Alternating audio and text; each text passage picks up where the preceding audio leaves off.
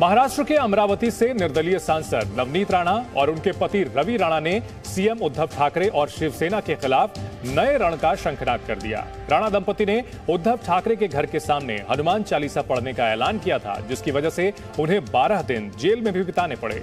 जमानत के बाद लीलावती अस्पताल में इलाज करा के जब नवनीत राणा बाहर निकली तो उन्होंने अपनी लड़ाई जारी रखने का ऐलान किया। वहीं जवाबी हमले के लिए तैयार शिवसेना अब नवनीत राणा की जमानत रद्द कराने का रास्ता ढूंढ रही है और मुंबई पुलिस ने इसकी तैयारी भी शुरू कर दी है।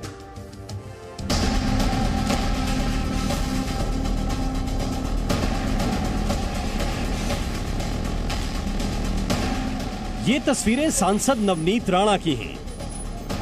जेल में उभरे स्पॉन्डिलाइटिस के दर्द का इलाज कराने के बाद जब वो लीलावती अस्पताल से बाहर निकली तो हाथ में हनुमान चालीसा थी। अस्पताल के बाहर नवनीत राणा के समर्थकों ने आरती की थाल सजा रखी थी, जिसमें शंख भी था। समर्थकों के हाथों राम नामी चुनरी ओढ़ने के बाद नवनीत और उनके पति ने एक समर्थक से हनुमान जी की मूर्ति को श्रद्धा से स्वीकार किया और तभी उनकी महिला समर्थकों ने शंख बजाना शुरू कर दिया।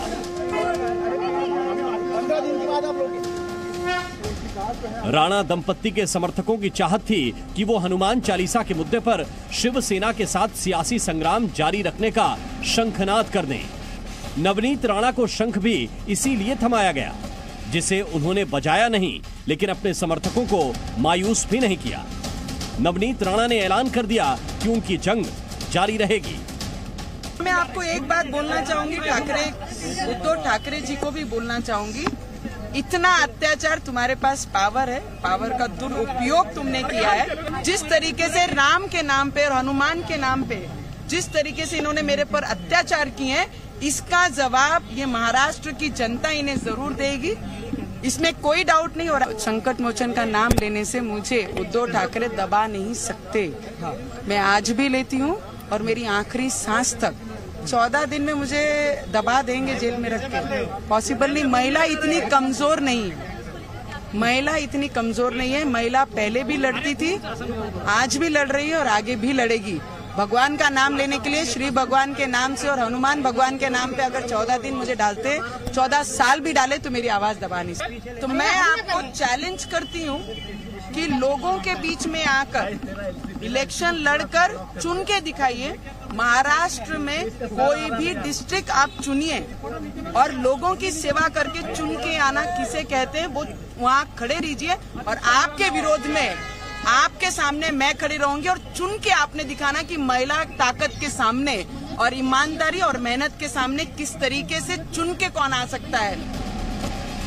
नवनीत राणा की चुनौती का शिवसेना ने जवाब भी दिया और ये सवाल भी उठा दिया कि जमानत पर रिहा होते ही मुख्यमंत्री के खिलाफ बयानबाजी का क्या मतलब। मुख्यमंत्री तो बहुत दूर की बात है, किसी भी शिव सैनिक को चुन लीजिए और जहां से बोलिए वहां से लड़ जाएं। जब आदरणीय कोर्ट ने अपने आदेश में स्पष्ट कर दिया कि आप जेल से बाहर निकलने के बाद कोई ऐसा बयान नहीं देंगे जिससे सद्भावना बिगड़े, आप मीडिया से बात नहीं करेंगे, आप सोशल मीडिया के माध्यम से कोई पोस्ट नहीं करेंगे, फिर भी आप मानने को तैयार नहीं। नवनीत राणा और रवि राणा के बयानों को मुंबई पुलिस ने भी नोटिस किया और इस पर कानूनी सलाह भी मांगी, जिस पर सरकारी वकील ने माना कि राणा दंपत्ति की जमानत रद्द कराने के लिए कोर्ट को अर्जी देना जरूरी है। जब उन्हें जमानत दी गई तब उन्हें इस विषय में न्यायालय के माध्यमों के सामने कोई भी बात करने के लिए प्रतिबंध किया गया था। उन्होंने जो ब्रीच ऑफ कंडीशन किया है, जो उनको जो शर्त थी उसका उन्होंने जो भंग किया है, ये बात कल हम न्यायालय के सामने रखेंगे। अस्पताल से राणा दंपत्ति सीधे अपने घर पहुंचे, जिस पर बीएमसी की भी नजर है। बीएमसी ने उन्हें मकान में अवैध निर्माण का नोटिस भी दे रखा है।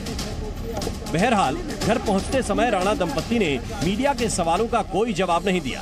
वो हाथ जोड़कर हाउसिंग सोसाइटी में दाखिल हो गए। Bureau report, ji media. Presenting B News app, available on Google Play and App Store. Download it now.